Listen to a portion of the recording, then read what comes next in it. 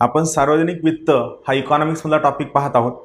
तर या टॉपिकमध्ये आज आपण अत्यंत महत्त्वाचे शिकणार आहोत। तर कॅग आणि ज्या तीन महत्त्वाच्या कमिटी आहेत या तीन कमिटीजबद्दल शिकणार आहोत। हा टॉपिक का महत्त्वाचा आहे तर त्यामागचं सगळ्यात मेन कारण मी तुम्हाला शिकवलं होतं ते आहे कॅग हा टॉपिक पॉलिटीमध्ये सेपरेट असतो, पण या ठिकाणी आपल्याला याचे फक्त एक ओझरतं इंट्रोडक्शन आहे। यामागचं सगळ्यात मेन कारण असं आहे की या ठिकाणी आपला मेन फोकस हा सार्वजनिक वित्त आहे, तर कॅग हा आपला मेन फोकस नाही आहे। चालेल, तर इथं बेसिक काय लक्षात ठेवायचं आहे, कॅग जो म्हणजे ज्याला आपण कंट्रोलर अँड ऑडिटर जनरल या नावाने ओळखतो, बरोबर आहे। तर कॅग आणि या तीन समित्या यांचं सगळ्यात मोठं योगदान असतं आपलं बजेट बनत असताना, बजेटचं फॉर्म्युलेशन करत असताना। तर त्या एका कारणामुळे आपण या ठिकाणी आज कॅग आणि या तीन महत्त्वाच्या कमिटीज शिकणार आहोत। चालेल, चला आपण सुरू करूया या तीनही महत्त्वाच्या कमिटीज बद्दल। या तीन कमिटीज कोणत्या त्यांच्याबद्दल अगोदर सांगतो। एक कमिटी आहे ज्याला आपण म्हणतो PAC, मराठी नाव आतमध्ये दिलेली आहेत ते त्यावेळेस एक्सप्लेन करेल। पहिली कमिटी आहे PAC ज्याला आपण पब्लिक अकाउंट्स कमिटी, लोकलेखा समिती या नावाने ओळखतो। खूप महत्त्वाची कमिटी आहे।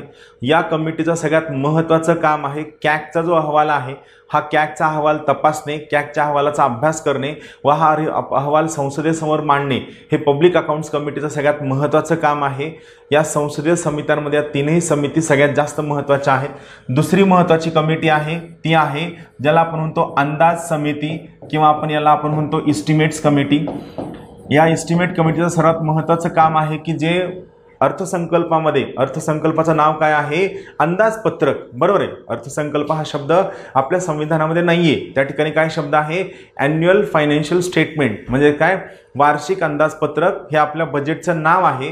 मग त्या ठिकाणी सरकारनं बजेट मांडत असताना जे सर्व कमाईचे आणि खर्चाचे जे अंदाज मांडलेले आहेत, जे एस्टिमेट्स मांडलेले आहेत, हे एस्टिमेट्स योग्य आहेत का, किती प्रमाणात योग्य आहे, किती पैशांच्या खर्चाची डिमांड केलेली आहे, हे खर्च प्रायोरिटीनुसार आहे का, की यामध्ये आपण बदल करून वेगळा खर्च करून या ठिकाणी वेगळ्या काही गोष्टी आणू शकतो का, या सर्व गोष्टींचा या ठिकाणी अभ्यास करणं हे आपलं महत्त्वाचं काम आहे। तर या सोयीने जर पाहायला गेलं तर दुसरी आहे इस्टिमेट्स कमिटी ज्याला आपण अंदाज समिती असं म्हणतो। अंदाज समितीचं सगळ्यात महत्त्वाचं काम आहे जे सर्व अंदाज किंवा एस्टिमेट्स आपल्या अर्थसंकल्पामध्ये किंवा बजेटमध्ये मांडले जातात त्या सर्व एस्टिमेट्सला किंवा अंदाजांना त्या ठिकाणी ऑल्टरनेटिव्ज मांडणं हे तिसरं महत्त्वाचं काम आहे। आणि तिसरी महत्त्वाची कमिटी आहे ज्याला आपण म्हणतो COPU म्हणजे काय, कमिटी ऑन पब्लिक अंडरटेकिंग। लक्षात ठेवा, तिसरी महत्त्वाची कमिटी आहे कमिटी ऑन पब्लिक अंडरटेकिंग म्हणजे काय, सार्वजनिक उपक्रमावरील समिती। पब्लिक अंडरटेकिंग याला खूप वेगळ्या नावाने ओळखलं जातं, याला आपण PSU सुद्धा म्हणतो किंवा याला आपण PSE सुद्धा म्हणतो। PSU म्हणजे पब्लिक सेक्टर अंडरटेकिंग किंवा सेम शब्द आहे PSE म्हणजे पब्लिक सेक्टर एंटरप्राइजेस। या दोन्हीचा अर्थ सेम होतो किंवा पब्लिक अंडरटेकिंगचा अर्थ सुद्धा सेम होतो। याचा साधा सोपा सरळ अर्थ आहे सरकारी मालकीच्या जेवढ्या कंपन्या आहेत किंवा ज्या सर्व कंपन्यांमध्ये सरकारचे शेअर्स हे 50% जास्त आहेत किंवा सरकारकडं मेजॉरिटी शेअर्स आहेत, त्या सर्व कंपन्यांना आपण PSU किंवा PSE किंवा पब्लिक अंडरटेकिंग किंवा सार्वजनिक उपक्रम या नावाने ओळखतो। थोडक्यात काय आहे, या सर्व कंपन्या त्यांच्या बजेटसाठी, त्यांच्या कामासाठी, त्यांच्या परफॉर्मन्ससाठी, या सर्व गोष्टींसाठी सरकारला जबाबदार असतात व या सर्व कंपन्यांनी त्यांचे जे अहवाल आहेत कमाईचे, खर्चाचे, त्या रिस्पेक्टिव्ह मंत्रालयाच्या मार्फत संसदेमध्ये मांडणं अत्यंत आवश्यक आहे। तर या ठिकाणी आपण या तीन कमिटीज शिकणार आहोत। सगळ्यात पहिली कमिटी आहे पब्लिक अकाउंट्स कमिटी, दुसरी आहे अंदाज समिती, तिसरी आहे कोपू म्हणजे काय, कमिटी ऑन पब्लिक अंडरटेकिंग। तर सुरू करूया पहिल्या कमिटीपासून, ती आहे पब्लिक अकाउंट्स कमिटी। तर पब्लिक अकाउंट्स कमिटीला आपण लोकसेवा समिती सुद्धा म्हणतो। काही मुद्दे फॅक्च्युअल आहेत पण काही ॲनालिटिकल मुद्दे मी तुम्हाला व्यवस्थित समजावून सांगायला अपेक्षा आहे की तुम्ही या ठिकाणी हे व्यवस्थित समजून घ्यावं, कारण हा मुद्दा खूप महत्त्वाचा आहे। यावर खूपदा प्रश्न विचारला गेलेला आहे आणि त्या ठिकाणी प्रश्न विचारताना काय ॲनालिसिस करून प्रश्न विचारला जातो किंवा काय वेगळा शब्द वापरला जातो हे जर तुम्हाला एकदा कळलं तर तुमची पुस्तक वाचण्याची गती, स्पीड आणि तुमच्या अंडरस्टँडिंग सुद्धा वेगळ्या पद्धतीने असेल ज्या ठिकाणी तुम्ही ते वाचू शकता। तर पहा, सगळ्यात पहिला आहे लोकसेवा समिती ज्याला आपण पब्लिक अकाउंट्स कमिटी म्हणतो। पब्लिक अकाउंट्स कमिटीची स्थापना 1921ला झालेली आहे। तुम्हाला आणखीन एक लक्षात आलं असेल की खूप सगळ्या ज्या कमिटीज आहेत, खूप सगळ्या कमिटीजची स्थापना 1921ला झालेली आहे। काय कारण असेल 1921 एवढं महत्त्वाचं इयर का असेल, तर हे 1921 साल महत्त्वाचं असण्याचं कारण असं आहे की 1919ला गव्हर्नमेंट ऑफ इंडिया ॲक्ट 1919 हा पास करण्यात आला, हा मांडण्यात आला आणि मग हा मांडलेला कायदा पास करण्यासाठी, गॅझेटमध्ये येण्यासाठी, याचं नोटिफिकेशन, याची अंमलबजावणी होण्यासाठी ज्या सर्व वेगवेगळ्या कमिटीज बसविण्यात आल्या, या सर्व कमिटीजचे अहवाल जवळपास 1921 साली अवेलेबल झाले. यामुळं खूप सगळ्या महत्त्वाच्या सुधारणा या 1921 साली झाल्या.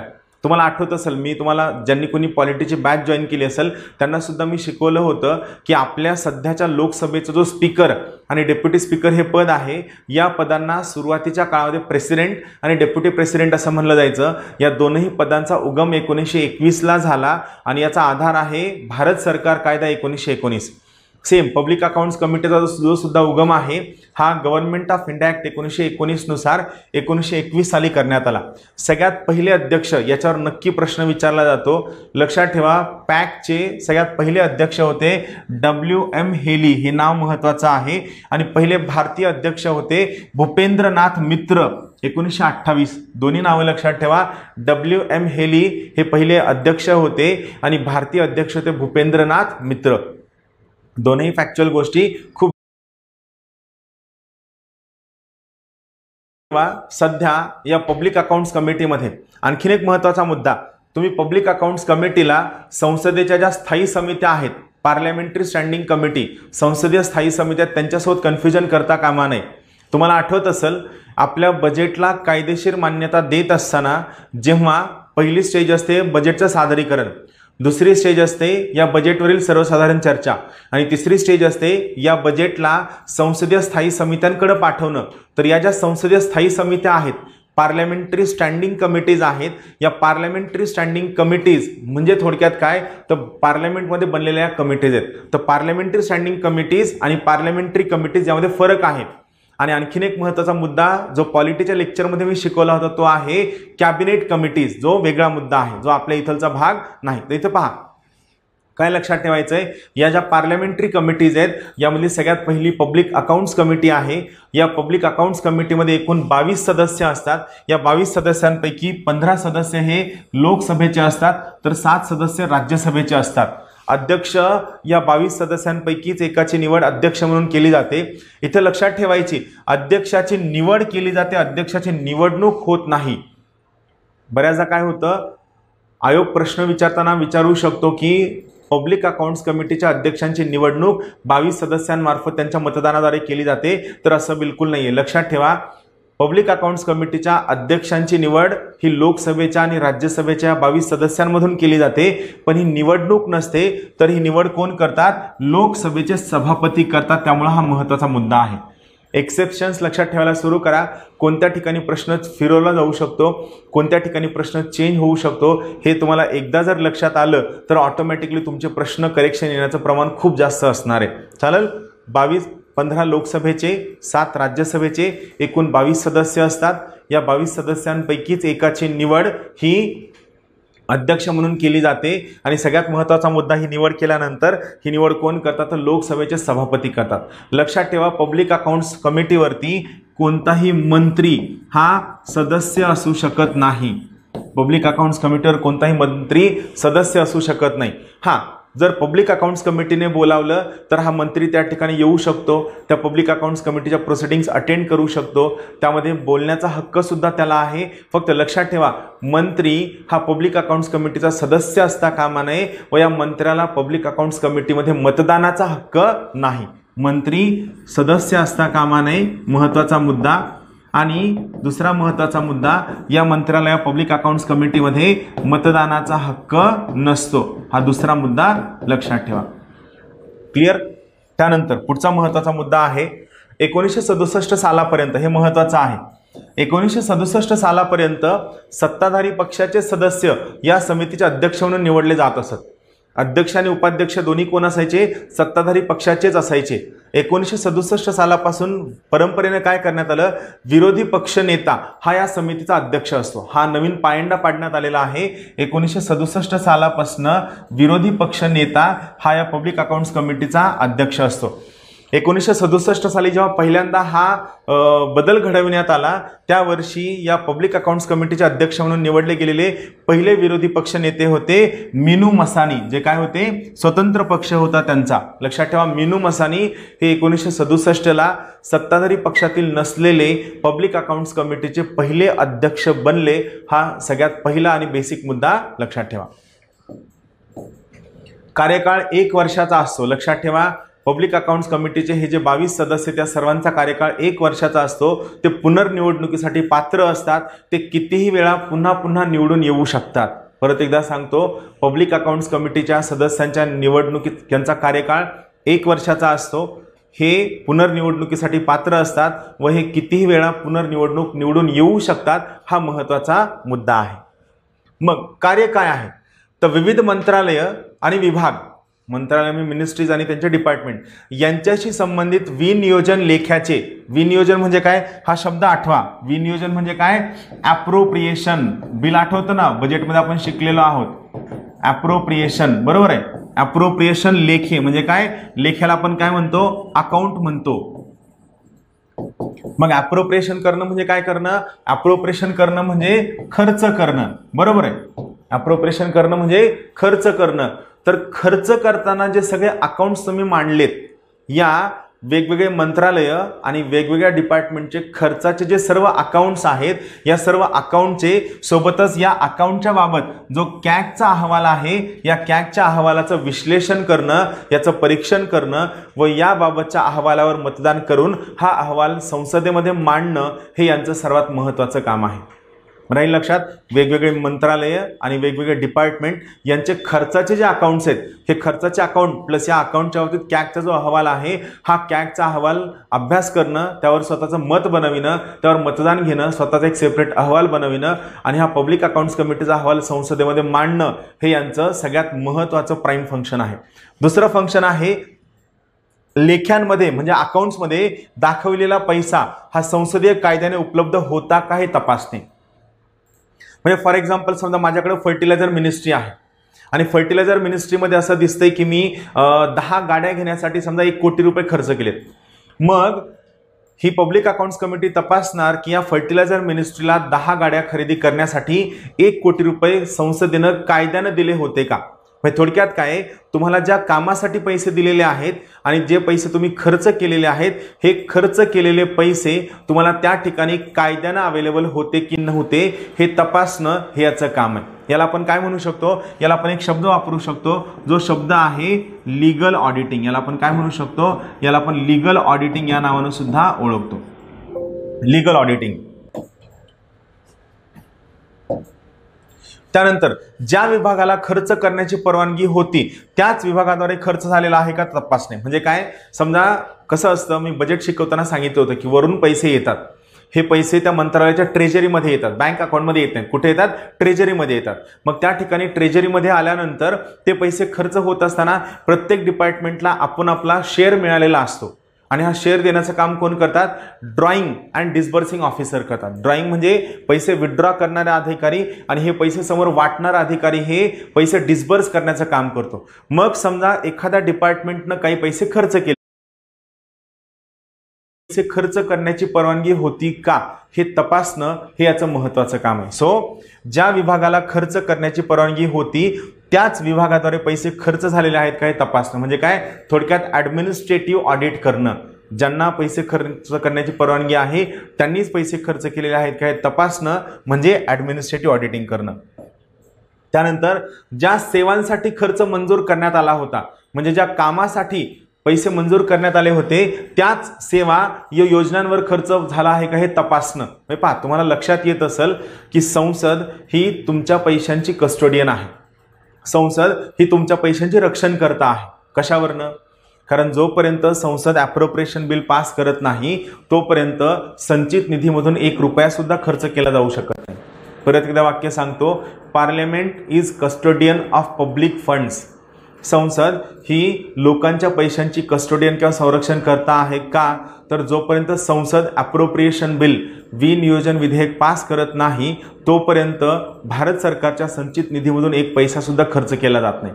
मग हे पैसे खर्च झाल्यानंतर ते पैसे योग्य कामासाठी खर्च झालेत का, ज्यांना दिले होते त्यांनी खर्च केलेत का, ज्यासाठी दिले त्यासाठीच खर्च झालेले आहेत का, ह्या सर्व गोष्टी तपासण्याचं काम कोण करतं, पब्लिक अकाउंट्स कमिटी करते का. तर पब्लिक अकाउंट्स कमिटी ही एक महत्त्वाची संसदीय समिती आहे. म्हणजे थोडक्यात पैसे देताना सुद्धा संसदेचं नियंत्रण नसतं, पैसे खर्च झाल्यानंतर सुद्धा संसदेचं नियंत्रण नसतं, आणि तुम्ही पैसे खर्च केल्यानंतर सुद्धा पैसे योग्य पद्धतीनं खर्च केलेले आहेत की नाहीत या सर्व गोष्टी तपासण्याचं काम सुद्धा संसद करते. यामुळं parliament is custodian of public fund. संसद ही तुमच्या पैशांची संरक्षण करते आहे, लक्षात ठेवा. ज्या सेवांसाठी खर्च मंजूर करण्यात आला होता हा खर्च हे पैसे त्याच सेवांवरती व त्याच योजनांवरती खर्च झालेले आहेत की नाही तपासणं हे सुद्धा इथं महत्त्वाचं काम आहे. त्यानंतर जितका खर्च मंजूर झाला होता म्हणजे जेवढे पैसे तुम्हाला त्या कामासाठी दिले होते तेवढाच पैसा खर्च झालेला आहे की त्यापेक्षा जास्त पैसा खर्च झालेला आहे किंवा त्यापेक्षा कमी पैसे खर्च झालेले आहेत. जर कमी पैसे खर्च केले असेल तर बाकीचे पैसे कुठे गेले, जर जास्त पैसे खर्च झाले असेल तुम्ही हे ॲडिशनल पैसे आणले कुठनं, या सर्व बाबी या सर्व घटक तपासण्याचं काम कोण करतं, पब्लिक अकाउंट्स कमिटी करतं. महत्त्वाची गोष्ट लोकलेखा समिती, लोकसेवा नाही ॲक्च्युली ही लोकलेखा समिती आहे.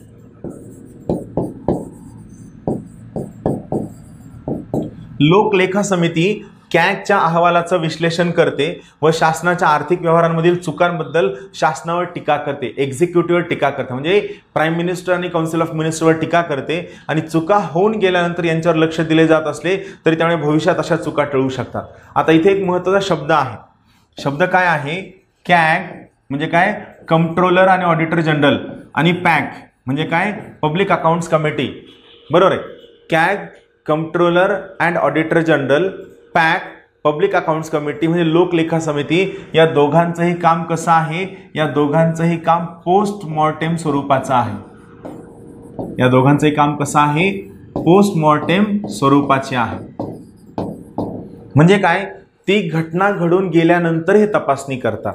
म्हणजे खर्च घडून गेल्यानंतर ही लोक तपासणी करतात. यामुळे खूपदा पब्लिक अकाउंट्स कमिटी आणि कंट्रोलर अँड ऑडिटर जनरल यांच्यावर ही टीका केली जाते की यांच्या अहवालाला किंवा यांच्या कामाला काहीही व्हॅलिडिटी नाही, कारण खर्च होण्याच्या अगोदर ही लोक या गोष्टी तपासत नाहीत, खर्च झाल्यानंतर या गोष्टी तपासतात. सो आपल्याकडे जे पैशांवरती असणारी अकाउंटेबिलिटी किंवा जी जबाबदारी आहे ही पोस्टमॉर्टेम स्वरूपाची आहे. याला ॲज सच काहीही रिलिव्हन्स नाही किंवा याला ॲज सच काहीही व्हॅलिडिटी नाही, अशी यावर असणारी ही एक अत्यंत महत्त्वाची टीका आहे.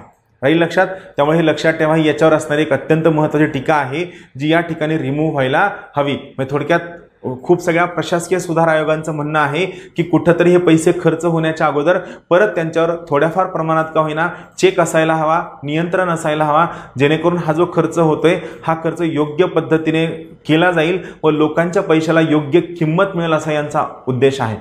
इथं फक्त वाक्य लक्षात ठेवा, पब्लिक अकाउंट्स कमिटी आणि कॅग या दोघांचंही काम पोस्टमॉर्टेम स्वरूपाचं असतं, अशी यांच्यावर असणारी महत्त्वाची टीका आहे. पण याचं उत्तरसुद्धा या ठिकाणी दिलेलं आहे. इथे यांचं म्हणणं आहे लोकलेखा समिती आणि कॅगच्या अहवालाचे विश्लेषण करून शासनाच्या आर्थिक व्यवहारांमधील चुकांबद्दल शासनावर टीका करणं हे पब्लिक अकाउंट्स कमिटीचं काम आहे. मात्र चुका होऊन गेल्यानंतर म्हणजे पोस्टमॉर्टेम, डेड बॉडीचा आपण काय करतो, पोस्टमॉर्टेम करतो. घडलेल्या घटनेचा आपण काय करतो, नंतर पोस्टमॉर्टेम करतो.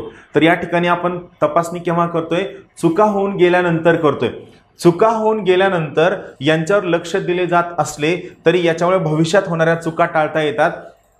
आणि सगळ्यात महत्त्वाची गोष्ट, हा जो पब्लिक अकाउंट्स कमिटी आणि कॅगचा जो अहवाल आहे हा अहवाल विस्तृतपणे संसदेमध्ये डिस्कस केला जातो.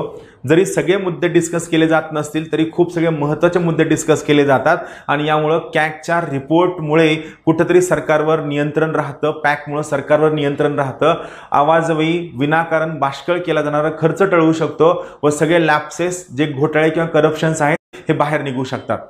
जसं की विनोद राय हे कॅग असताना त्यांनी ज्या सगळ्या अहवाल दिला त्यामध्ये कॉमनवेल्थ गेम्सचा स्कॅम होता, 2G स्पेक्ट्रम ॲलोकेशनचा स्कॅम होता, कोल ब्लॉक ॲलोकेशनचा स्कॅम होता, ज्यामुळे UPA सरकारला स्वतःची सत्ता सोडावी लागली. नंतर हा वेगळा मुद्दा आहे की त्या स्कॅममधले सगळे लोक बाइज्जत बरी सुटले आणि विनोद राय नंतर सरकारच्या हाताखाली असणारे हे खूप महत्त्वाचं मोठं पद घेऊन मोकळे झाले.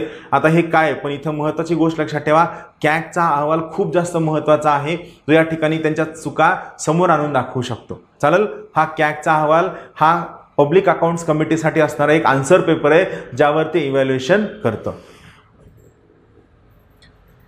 त्यानंतर दुसरी महत्त्वाची कमिटी आहे, ज्याला आपण म्हणतो इस्टिमेट्स कमिटी किंवा याला आपण म्हणतो अंदाज समिती. अंदाज समितीचं सगळ्यात मेन काम आहे अर्थसंकल्पामध्ये जे सर्व अंदाज मांडलेले आहेत, अर्थसंकल्पामध्ये जे सर्व इस्टिमेट्स मांडलेले आहेत, एस्टिमेटला ऑल्टरनेटिव्ह सुचवणं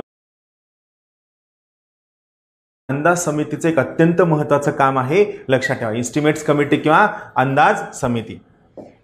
तर पहा यामध्ये काय आहे. सगळ्यात पहिली महत्त्वाची गोष्ट, आणखीन एक महत्त्वाचा मुद्दा, इस्टिमेट्स कमिटीच्या स्थापना आणि जॉन मथाई कमिटीबद्दल खूपदा प्रश्न विचारला गेलेला आहे, म्हणून सगळ्यात पहिली ओळ लक्षात ठेवा. इस्टिमेट्स कमिटीची स्थापना ही सगळ्यात अगोदर 1950ला करण्यात आली. इस्टिमेट्स कमिटीची स्थापना सर्वात अगोदर 1950ला करण्यात आली. या इस्टिमेट्स कमिटीची स्थापना जॉन मथाई कमिटीच्या रिकमेंडेशननुसार करण्यात आलेली आहे. महत्त्वाचा मुद्दा आहे, इस्टिमेट कमिटीमध्ये एकूण 30 सदस्य असतात. सर्वच्या सर्व सदस्य लोकसभेमधून निवडून आलेले असतात. पब्लिक अकाउंट्स कमिटीमध्ये 22 सदस्य असतात, 15 सदस्य लोकसभेचे असतात, 7 सदस्य राज्यसभेचे असतात. मात्र इस्टिमेट्स कमिटीमध्ये काय आहे, इस्टिमेट्स कमिटीमध्ये एकूण 30 सदस्य असतात व हे सर्वच्या सर्व सदस्य लोकसभेमधील असतात. यापैकी एका सदस्याची निवड लोकसभेच्या सभापतीद्वारे अध्यक्ष म्हणून केली जाते, त्याचं नाव केलं जातं. या सर्व 30 सदस्यांचा कार्यकाळ 1 वर्षाचा असतो. दुसरा महत्त्वाचा मुद्दा, हे 30 सदस्य पुनर्निवडणुकीसाठी पात्र असतात, रिइलेक्शनसाठी पात्र असतात. यांची कितीही वेळा निवड केली जाऊ शकते, त्यावर कसलंही बंधन नाही. आणि सर्वात महत्त्वाची गोष्ट यामध्ये, इस्टिमेट्स कमिटीवर परत कोणताही मंत्री हा इस्टिमेट्स कमिटीचा सदस्य असता कामा नये.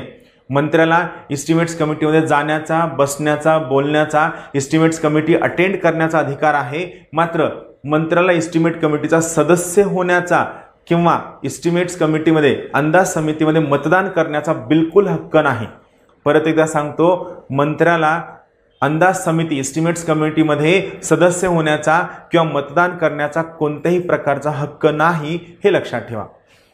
मग महत्त्वाचा मुद्दा लक्षात ठेवा, 1950ला जेव्हा पहिली इस्टिमेट कमिटी आली त्यावेळेस त्याचे पहिले अध्यक्ष होते अय्यंगार. यांचा कार्यकाळ 1 वर्षाचा असतो. कार्य, शासनाच्या खर्चात काटकसर सुचविणे, आर्थिक व्यवहारांमध्ये सुसूत्रता आणण्यासाठी प्रयत्न करणे. थोडक्यात काय, इकॉनॉमी सुचविणे. सरकार जे खर्च, अंदाजपत्रकात जो खर्च सांगितलाय, एवढा खर्च व्हायला हवा, एवढा खर्च व्हायला हवा, एवढा खर्च होतोय, तर हे सर्वच्या सर्व खर्चामध्ये इकॉनॉमी सुचविणं. आपण पैशांची कुठं काटकसर करू शकतो, कोणते प्राथमिकता नसलेले कार्यक्रम आपण रद्द करू शकतो, कोणत्या योजनांचं आपण एकत्रीकरण करू शकतो, हे तुम्ही विचार करा, कंटिन्युअस विचार करा. थोडक्यात काय, सरकारचा खर्च कोणत्या पद्धतीने कमी करून या खर्चाचं हार्मोनायझेशन करणं, सुसूत्रता करणं, जेणेकरून फक्त खर्च होणंच महत्त्वाचं नाहीये, तर जो काही खर्च झालाय या झालेल्या खर्चामुळे सरकारला फायदा व्हायला हवा, ज्या योजनांचं किंवा सर्व गोष्टींचं इफेक्टिव्हली इम्प्लिमेंटेशन व्हायला हवं, या सर्व गोष्टी पाहणं हे या इस्टिमेट्स कमिटीचं काम आहे.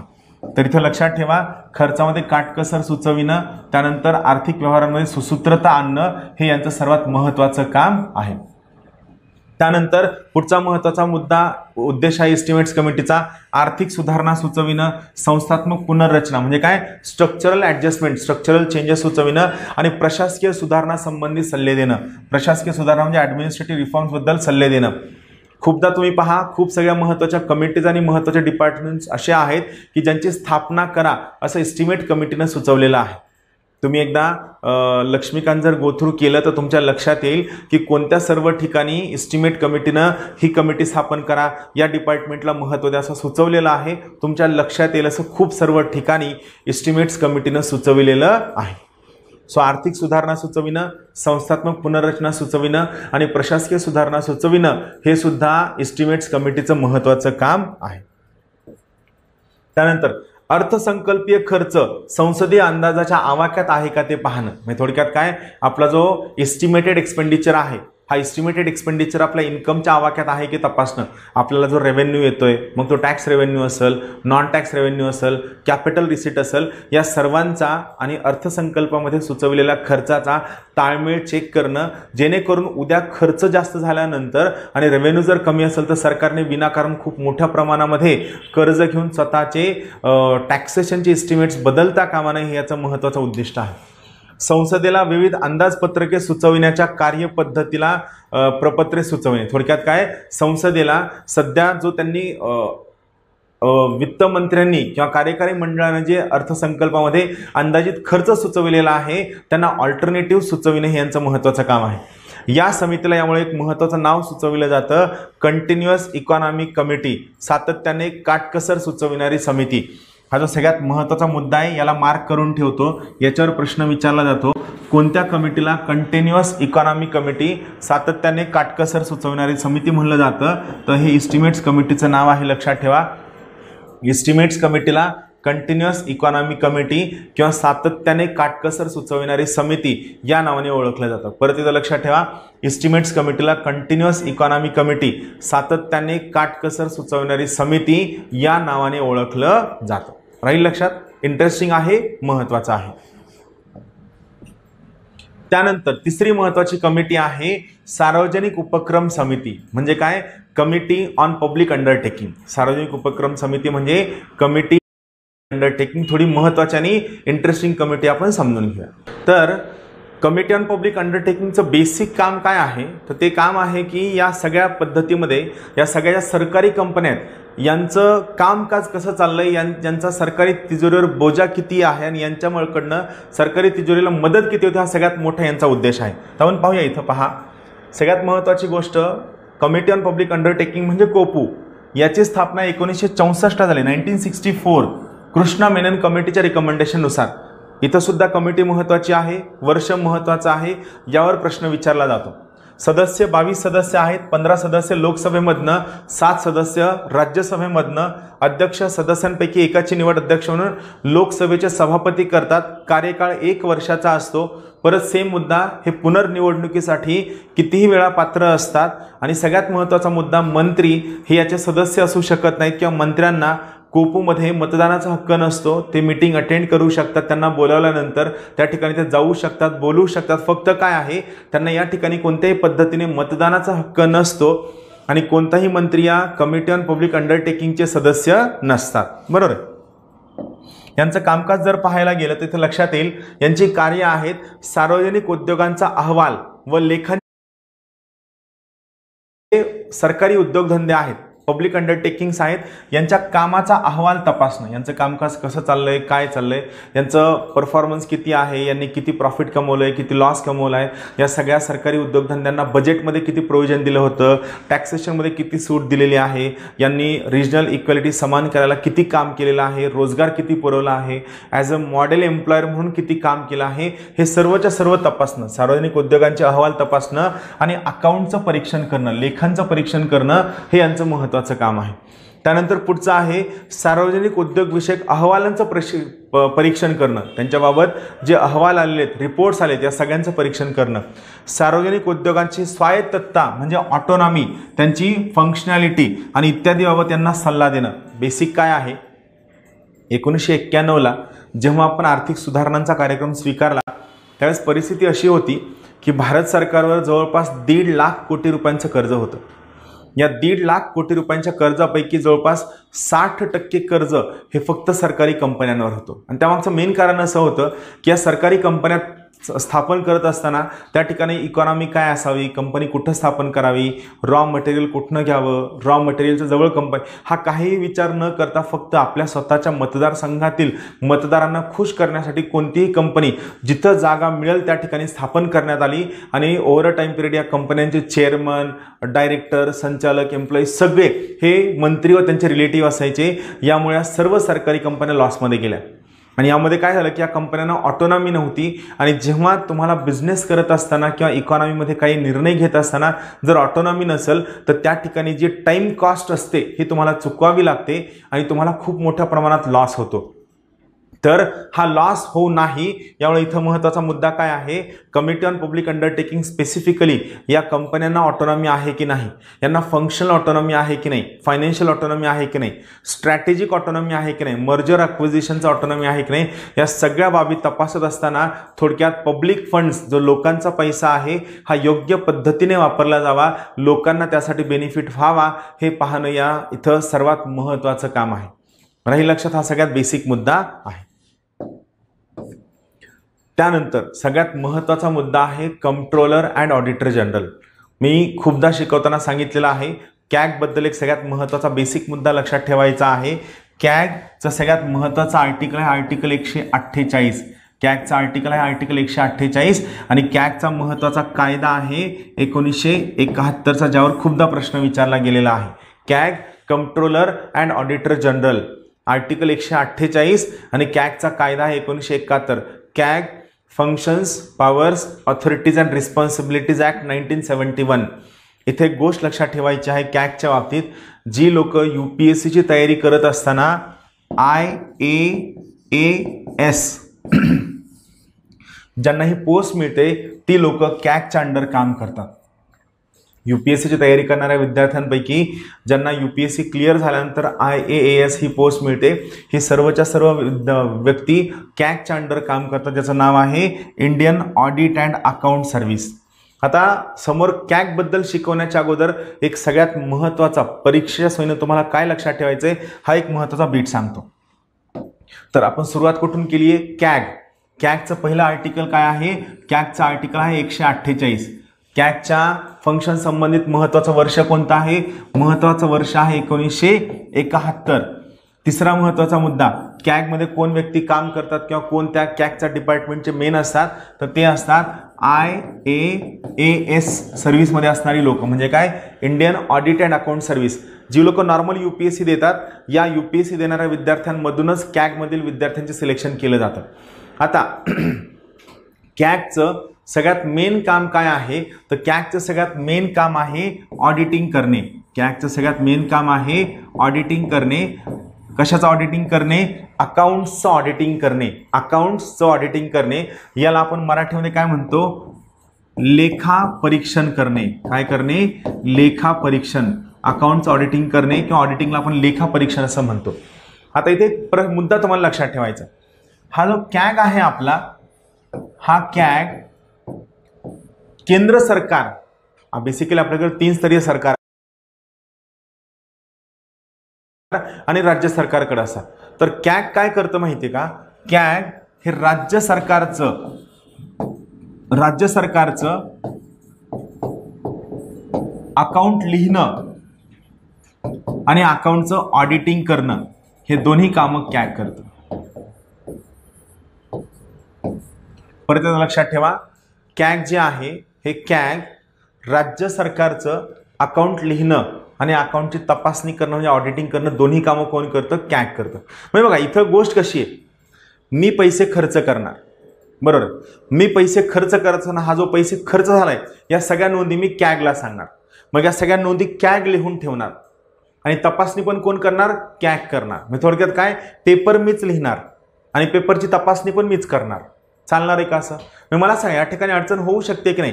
पण हे जरी होत असलं तरी सध्या काय आहे, सध्या राज्य सरकारच्या बाबतीत राज्य सरकारचं अकाउंट मेंटेन करणं आणि राज्य सरकारच्या अकाउंटची तपासणी करणं, लेखा परीक्षण करणं ही दोन्ही कामं कॅग करतं. कुणाच्या बाबतीत, राज्य सरकारच्या बाबतीत. पण केंद्र सरकारच्या बाबतीत गोष्ट वेगळी आहे. केंद्र सरकारमध्ये गोष्ट काय आहे, केंद्र सरकारमध्ये केंद्र सरकारचं जे अकाउंट मेंटेन करणं, अकाउंट हे कोण करतं, हे अकाउंट मेंटेन करण्याचं काम करतं CGA. कॅग आणि CGA मध्ये कन्फ्युजन व्हायला नको. केंद्र सरकारचे अकाउंट्स लिहिण्याचं काम CGA करतं. CGA म्हणजे कोण, CGA म्हणजे कंट्रोलर जनरल ऑफ अकाउंट्स.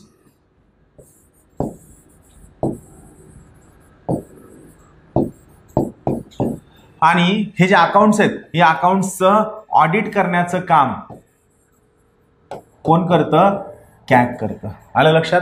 राज्यामध्ये अकाउंट मेंटेन करणं आणि अकाउंटचं तपासणी करणं म्हणजे अकाउंटिंग आणि ऑडिटिंग दोन्ही कामं राज्यामध्ये कॅग करतं. केंद्रामध्ये मात्र वेगळं आहे. केंद्रामध्ये अकाउंटिंग करण्याचं काम हे कोण करतं? एक स्पेशलाइज्ड एजन्सी आहे ज्याचं नाव आहे CGA. म्हणजे काय? Controller general of account. Accounts maintain करण्याचं काम CGA करतं, कंट्रोलर जनरल ऑफ अकाउंट्स. आणि या अकाउंटची तपासणी करण्याचं काम मात्र कोण करतं? कॅग करतं. ऑडिटिंग करण्याचं काम कॅग करतं. राहील लक्षात? सो शेवटी एक फायनल कन्क्लुजन, राज्यांचं अकाउंटिंग आणि ऑडिटिंग कॅग करतं, केंद्राचं accounting controller general of accounts करतं आणि ऑडिटिंग कॅग करतं. राईट. आता पुढचा महत्वाचा मुद्दा, हे वाक्य लक्षात ठेवा. भारतामध्ये, मी लिहितो पूर्ण मोठं वाक्य, भारतामध्ये कॅग हे ॲज अ कंट्रोलर म्हणून काम पाहत नाही. हे महत्वाची टीका आहे. भारतामध्ये जो कॅग आहे हा कॅग ॲज अ कंट्रोलर म्हणून काम बघत नाही. बघा, कॅगचा फुल फॉर्मच काय आहे? कॅगचा फुल फॉर्म आहे कंट्रोलर अँड ऑडिटर जनरल. हा कॅगचा फुल फॉर्म आहे, कंट्रोलर अँड ऑडिटर जनरल. हा कॅगचा फुल फॉर्म आहे.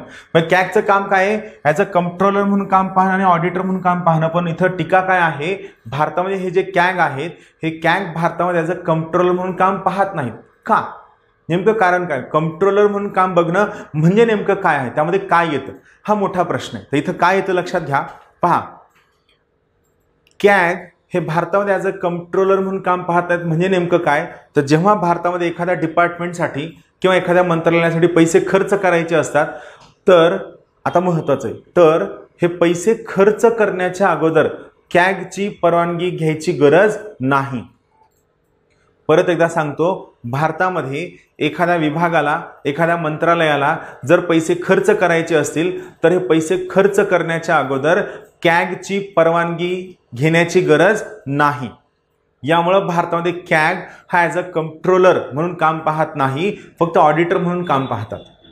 ब्रिटनमध्ये मात्र वेगळे, इंग्लंडमध्ये वेगळी परिस्थिती आहे. इंग्लंडमध्ये जर एखाद्या मंत्रालयाला किंवा एखाद्या डिपार्टमेंटला जर पैसे खर्च करायचे असतील तर हे पैसे खर्च करण्याच्या अगोदर त्यांना कॅगची परवानगी घ्यावी लागते. कॅगच्या परवानगीशिवाय ते पैसे खर्च करू शकत नाहीत. कॅगच्या परवानगीशिवाय ते पैसे खर्च करू शकत नाहीत. त्यामुळे इंग्लंडमध्ये लक्षात ठेवा, इंग्लंडमध्ये पैसे खर्च करत असताना त्या ठिकाणी कॅगची परवानगी आवश्यक असते. यामुळे इंग्लंडमध्ये कॅग हे ॲज अ कंट्रोलर म्हणून काम पाहतात. भारतामध्ये मात्र कॅग हे ॲज अ कंट्रोलर म्हणून काम पाहत नाहीत. परत एकदा वाक्य लक्षात ठेवा, इंग्लंडमध्ये कॅग हे ॲज अ कंट्रोलर म्हणून काम पाहतात, भारतामध्ये मात्र कॅग हे ॲज अ कंट्रोलर म्हणून काम पाहत नाहीत. क्लिअर? हे जे सुरुवातीला मी एक्सेप्शन सांगितलेत यांच्यावर नक्की प्रश्न येतो. हे सगळ्यात महत्त्वाचे एक्सेप्शन्स आणि सगळ्यात महत्त्वाचे मुद्दे आहेत जे तुम्हाला खूप चांगल्या पद्धतीने लक्षात ठेवायचे. आता आपण काय करूया, कॅगच्या थिअरीमध्ये जाऊया.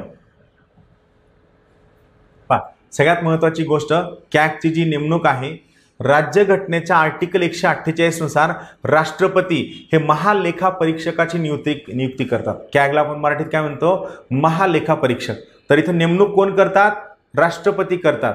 कोणत्या कलमानुसार करतात? 148 नुसार करतात. 1919च्या कायदा कोणता? मॉन्टेग्यू चेम्सफोर्ड सुधारणा कायदा. लक्षात ठेवा, 1919च्या मॉन्टेग्यू चेम्सफोर्ड सुधारणा कायद्यानुसार सर्वप्रथम हे एक वैधानिक पद, वैधानिक म्हणजे काय? स्टॅच्युटरी, कारण त्यावेळेस कॉन्स्टिट्यूशन नव्हतं, हे एक वैधानिक पद म्हणून निर्माण करण्यात आलेलं आहे. जर कॅगचा ओरिजिन विचारण्यात आला तर लक्षात ठेवा, मॉन्टेग्यू चेम्सफोर्ड सुधारणा कायदा म्हणजेच गव्हर्नमेंट ऑफ इंडिया ॲक्ट 1919 मध्ये कॅग म्हणजे महालेखापरीक्षक नावाचं एक वैधानिक पद निर्माण करण्यात आलेलं होतं. महालेखापरीक्षकांची शपथ, त्यांचं वेतन व त्यांच्या सेवा शर्ती, शपथ, वेतन आणि सेवा शर्ती या सर्वच्या सर्व गोष्टी आर्टिकल 148 मध्ये मेन्शन करण्यात आलेल्या आहेत. सगळ्यात महत्त्वाची गोष्ट, कॅगला सिक्युरिटी ऑफ टेन्युअर आहे, कार्यकाळाची सुरक्षा आहे. कॅगला तुम्ही सहजासहजी पदावरून काढू शकत नाही. कॅगला जर तुम्हाला पदावरून काढायचं असेल तर त्यासाठी तुम्हाला महाभियोगाची पद्धत अवलंब करावी लागेल, जी खूप किचकट आहे. त्यामुळे कॅगला तुम्ही सहजासहजी पदावरून रिमूव्ह करू शकत नाही. महालेखापरीक्षकांचे वेतन, त्यांचे भत्ते व निवृत्ती वेतन यांचा समावेश भारताच्या संचित निधीवरील प्रभारित खर्चामध्ये येतो. भारताच्या संचित निधीवरील प्रभावित खर्चामध्ये येतो. मी तुम्हाला सांगितलं होतं संचित निधीचं आर्टिकल किती आहे? आर्टिकल आहे 266. पहिला मुद्दा, संचित निधीमध्ये खर्च करताना कोणतं कायदा पास व्हायला हवा? ॲप्रोप्रिएशन बिल पास व्हायला हवं. ॲप्रोप्रिएशन बिल म्हणजे विनियोजन विधेयक, जे कुठे येतं? जे आर्टिकल 114 मध्ये येतं. इथं लक्षात ठेवा, आर्टिकल 114 ॲप्रोप्रिएशन बिल जे काय म्हणतं? जे सरकारची खर्चाची बाजू कायदेशीर करतं. मग इथं महत्वाचा मुद्दा, संचित निधीमधून पैसे खर्च करत असताना हा खर्च दोन प्रकारचा असतो. पहिला आहे संचित निधीवर प्रभारित खर्च. इंग्लिशमध्ये आपण याला म्हणतो expenditure charge upon consolidated fund of India. याला आपण म्हणतो expenditure charge upon consolidated fund of India. इथं लक्षात ठेवायचंय, जो खर्च संचित निधीवर प्रभारित असतो त्यावर संसदेमध्ये मतदान होत नाही. तो ॲज अ फॉर्मल मॅटर म्हणून फक्त थोडंफार डिस्कशन होतं आणि डिस्कशन सोबत तो संचित निधीवर प्रभारित खर्च ॲज इट इज पास केला जातो. त्यामध्ये कोणतंही मतदान होत नाही. संचित निधीवर प्रभारित खर्चामध्ये कोणत्याही प्रकारचा कपात प्रस्ताव, कट मोशन आणलं जात नाही. संचित निधीवर प्रभारित खर्चामध्ये कोणत्याही प्रकारचं कट मोशन किंवा कपात प्रस्ताव आणला जात नाही. हा खर्च जसा आहे जसाच्या तसा पास केला जातो. त्यानंतर जो संचित निधीमधून केलेला खर्च आहे त्यावर मात्र मतदान होतं. त्यामध्ये कपात प्रस्ताव सुद्धा मांडले जाऊ शकतात. तर इथे लक्षात ठेवा, कॅगचा जो खर्च आहे हा संचित निधीवर प्रभावित खर्च असतो. सेम लाईक सुप्रीम कोर्ट, यामुळे यावर मतदान होत नाही. तो जसा आहे जसाच्या तसा मान्य केला जातो.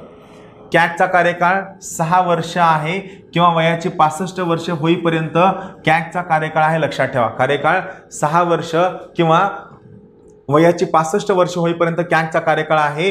जे अगोदर असेल तो कार्यकाळ संपल्यानंतर दुसऱ्या कोणत्याही पदावर त्यांची नियुक्ती होत नाही. याला विनोद राय हे एक्सेप्शन ठरलेले आहेत.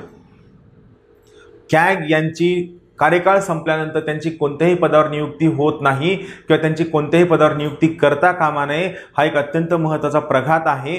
पण या ठिकाणी याला विनोद राय हे एक्सेप्शन ठरलेले आहे, त्यांची नियुक्ती करण्यात आलेली आहे.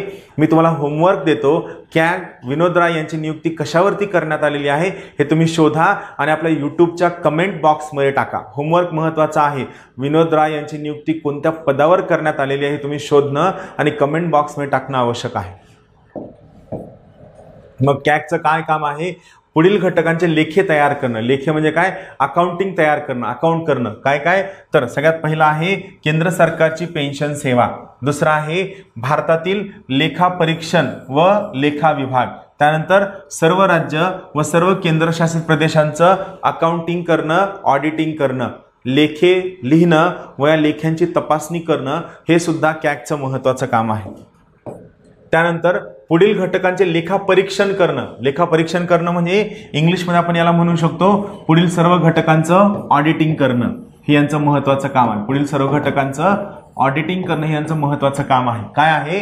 केंद्र, राज्य व केंद्रशासित प्रदेशांचे संचित निधी संबंधातील अकाउंट्स.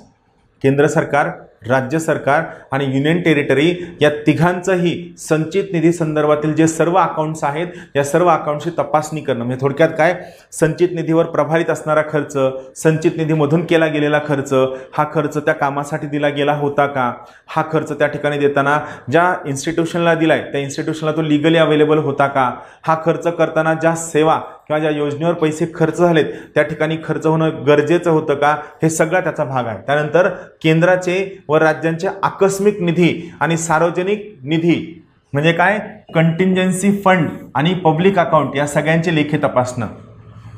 फक्त एक इन्फॉर्मेशन असावी म्हणून सांगतो, संचित निधीचा आर्टिकल आहे 266, सार्वजनिक निधीचा आर्टिकल आहे 266 आणि आकस्मिक निधीचा आर्टिकल आहे 267. लक्षात ठेवा, 266 आणि 267. केंद्र व राज्यांच्या आकस्मिक निधी आणि सार्वजनिक लोकलेखे तपासणं. केंद्र व राज्यांच्या प्रत्येक मंत्रालय व विभागांशी संबंधित सर्व प्रकारचे लोकलेखे तपासणं हे यांचं महत्त्वाचं काम आहे. केंद्र, राज्य व केंद्रशासित प्रदेश यांच्या कर्जावर अथवा अनुदानावर चालणाऱ्या ज्या सर्व संस्था आहेत या सर्व संस्थांचे अकाउंटिंग तपासणं. कर्ज व अकाउंट जे सर्व अनुदान ऑडिट मिळालेल्या संस्था त्या सर्वांचं ऑडिट तपासणं हे यांचं महत्त्वाचं काम आहे. त्यानंतर संसदीय कायद्यानुसार स्थापन करण्यात आलेल्या महामंडळ म्हणजे काय कॉर्पोरेशन्स यांची अकाउंट तपासणं. मग मोठ्या मोठ्या कंपन्या असतील किंवा जे काय असतील या सर्वांचे अकाउंट तपासणं हे सुद्धा यांचं महत्त्वाचं काम आहे. आणि त्यानंतर राष्ट्रपतींनी अथवा राज्यपालांनी निर्देशित केलेल्या संस्थांचे लेखे तपासणं म्हणजे जर राष्ट्रपतींनी राज्यपाल सांगितले की या संस्थांचं सुद्धा तुम्ही ऑडिटिंग करा तर त्या केसमध्ये सुद्धा त्यांच्यावरती काम करणं बंधनकारक असतं. आणि सध्याचे कॅगचे अध्यक्ष हे जी.सी. मुर्मू 8 ऑगस्ट 2000 रोजी यांची नेमणूक झालेली आहे ते लक्षात ठेवा. जी.सी. मुर्मू. आता एक महत्त्वाचा मुद्दा एक हे जुना आहे 24वे कॅग कंट्रोलर जनरल ऑफ अकाउंटचं नाव आहे. तर कंट्रोलर जनरल ऑफ अकाउंट जे मगाशी मी तुम्हाला सांगितलं की 1976ला आपण बदल केला, अकाउंटिंग आणि ऑडिटिंग आपण केंद्र सरकारचं सेपरेट केलं. तर इथं लक्षात ठेवा सोमा रॉय बर्नन ज्या 24व्या कंट्रोलर जनरल ऑफ अकाउंटंट आहेत ज्यांचं 1 डिसेंबर 2019 रोजी नियुक्ती करण्यात आलेली आहे. सोमा रॉय बर्नन या 24व्या रोजी अपॉइंटमेंट करण्यात आलेली आहे. इथे लक्षात ठेवा केंद्र सरकारच्या जमा खर्चाचे लेखे म्हणजे अकाउंट्स तयार करण्याचं काम महालेखापाल म्हणजे कंट्रोलर जनरल ऑफ अकाउंट्स करतात. राज्यघटनेच्या आर्टिकल 150 नुसार महालेखा परीक्षकांच्या मार्गदर्शनाखाली राष्ट्रपतींनी सांगितल्याप्रमाणे केंद्र शासनाचे लेखे करणं आणि हे ठरवणं हे यांचं सगळ्यात महत्त्वाचं काम आहे. राहील लक्षात. सो हा सगळ्यात बेसिक मुद्दा आहे. 1976 पूर्वी जे मगाशी मी तुम्हाला सांगितलं लेखे तयार करण्याचं काम स्वतः कॅग करत असत. 1976च्या नियमामुळे कॅग फ्रिशन अँड राईट्स ऍक्ट 1976 77-78 सालापासून अर्थसंकल्पापासून केंद्र सरकारचं लेखे तयार करण्याचं काम कोणाकडे देण्यात आलेलं आहे महालेखापाल म्हणजे कंट्रोलर जनरल ऑफ अकाउंटकडे देण्यात आलेलं आहे. आणि ऑडिटिंग करण्याचं काम मात्र आजही कॅग कडेच आहे. ऑडिटिंग करण्याचं काम आजही कोणाकडे आहे कॅगकडे आहे हे लक्षात ठेवा. चालेल. सो ही सगळ्यात बेसिक महत्त्वाचा मुद्दा होता. हे तुमचं लेक्चर पॉलिटी आणि इकॉनॉमी या दोन्ही बॅचेससाठी अत्यंत आवश्यक आहे. लक्षात ठेवा 3 संसदीय समित्या आणि कॅग यांच्या बाबतीतलं हे महत्त्वाचं लेक्चर आहे जे तुम्हाला कळणं गरजेचं आहे. हा मुद्दा आहे. ज्यावेळेस आपण पॉलिटी पार्ट 2 घेऊ त्यावेळेस मात्र आपण कॅगचं एकदम विस्तृतपणे शिकणार आहोत जो त्या ठिकाणचा महत्त्वाचा भाग असणार आहे. चालेल. सर्वांना खूप खूप शुभेच्छा. Thank you very much.